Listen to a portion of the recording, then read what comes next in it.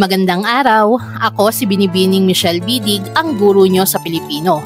Ngayong araw ay tatalakayin natin ng isang kahangahangang mito mula sa sinaunang Roma na puno ng pag-ibig, pagsubok at himala, ang kwento ni Cupid at Psyche. Ang mitong ito ay isang mahalagang bahagi ng kulturang Roman na nagbibigay diin sa mga tema ng pag-ibig at paghahanap sa tunay na kaligayahan. Isinalaysay ni Apuleius, isang manunulat na Latino. Bahagi lamang ito ng mitong Metamorphosis na kilala rin sa tawag na The Golden Ass. Panoodin at unawain mo ito upang matuklasan mo kung paano nakakatulong ang mitolohiya sa pagpapaunlad ng panitikang Pilipino. Sa kanilang paglalakbay, makikita natin ang isang pagninilay-nilay sa mga aspeto ng pag-ibig, tiwala at ang mahirap na landas patungo sa pagkatuto at pag-unawa sa tunay na kahulugan ng kaligayahan. Tara at panoodin na natin ang mitolohiya mula sa Rome, Italy na may pamagat na Cupid at Psyche. Noong unang panahon, mayroong isang hari na may 3 anak na babae. Isa si Psyche sa 3 magkakapatid at siya ang pinakamaganda sa kanila.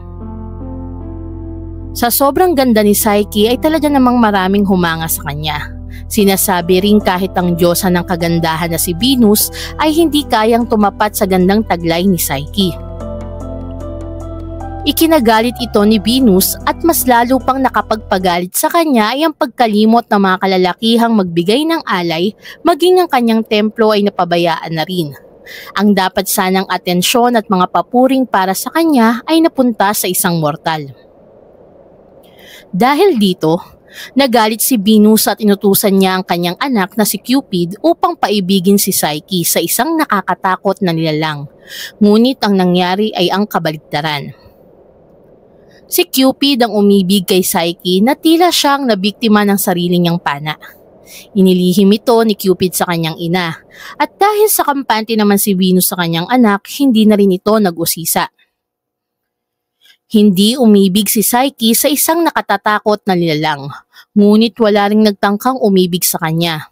Kahit na sobrang ang pagmamahal ng mga Ginoo kay Psyche ay sapat na sa kanila ang nakikita lang nila ang dalaga. Samantalang ang kanyang 2 kapatid ay nakapag-asawa na ng hari. Naging mapanglaw si Psyche sa mga nangyayari. Kaya naglakbay ang amang hari ni Psyche upang humingi ng payo kay Apollo upang makahanap ng mabuting lalaking iibig sa kanyang anak. Hindi alam ng amang hari na naunahan na siya ni Cupid upang hingi ng tulong ni Apollo. Kaya sinabi ni Apollo sa hari na makakapangasawa ng isang nakakatakot na halimaw ang kanyang anak at kailangang tumalima sa kanyang ipinayo. Nang nagawa na ng amang hari ang lahat ng ipinayo ni Apollo, ipinag-utos niyang bihisan si Psyche ng pinakamaganda niyang gayak pangkasal. Pagkatapos mabihisan si Psyche, ipinabuhat ng hari ang anak na parang ihahatid sa kanyang libingan papunta sa tuktok ng bundok. Nang makarating sa bundok na paroroonan, naghintay ang magandang dalaga sa kanyang mapapangasawa. Walang kamalay-malay ang magandang dalaga na ang kanyang mapapangasawa ay ang Diyos ng pag-ibig na si Cupid. Naging masaya naman ang kanilang pagsasama bilang mag-asawa. Mahal na mahal nila ang bawat isa, ngunit may isang bagay ang hindi masilayan ni Psyche, ang mukha ng kanyang kabiyak. Nangako si Psyche sa kanyang kabiyak na kahit kailan ay hindi niya sasabihin sa mga kapatid niyang hindi pa niya nasisilayan ang mukha ng kanyang asawa. Ipinapangako ko, hindi ko kailanman sasabihin sa aking mga kapatid na hindi ko pa nakikita ang iyong mukha. Nangulila si Psyche sa kanyang mga kapatid, kung kaya't humiling siya sa kanyang asawa na sana'y makita niya ang mga ito.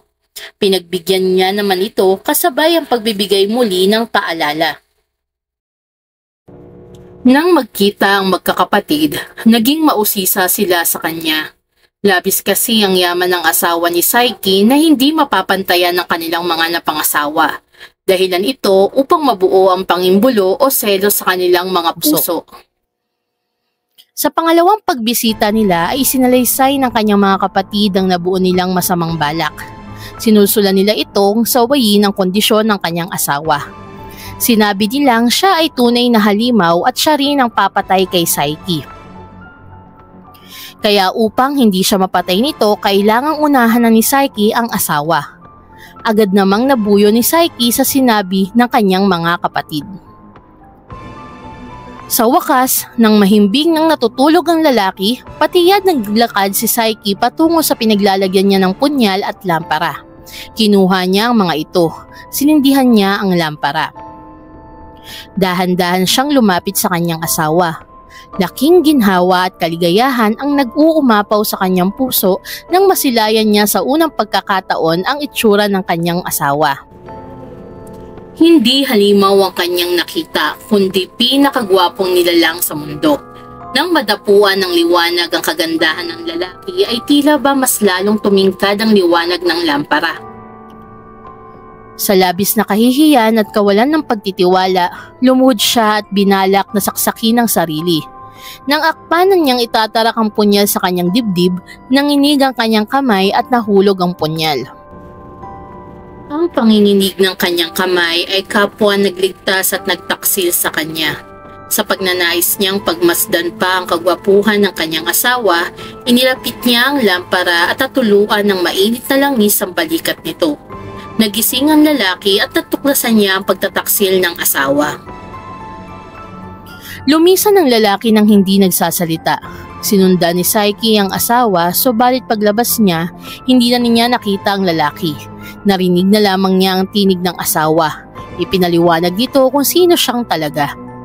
Hindi mabubuhay ang pag-ibig kung walang tiwala. Wika niya bago tuluyang lumipad papalayo. Nagsisi si Psyche sa kanyang kasuklam-suklam na nagawa kung kaya't para maipakita niya ang marubdob na pagsisisi at pagmamahal, nagpasya siyang hanapin ito. Nakarating siya sa tahanan ni Venus.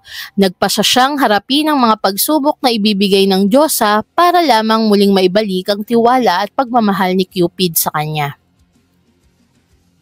Nang malaman ni Venus ang nangyari kay Cupid, lalo itong nasuklam kay Psyche at siya ay pinahirapan niya ng husto.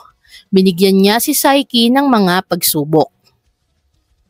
Unang pagsubok ay pagsamasamahin ng mga butong magkakauri. Bagaman nahirapan, nagawa niya ito sa tulong ng mga langgam.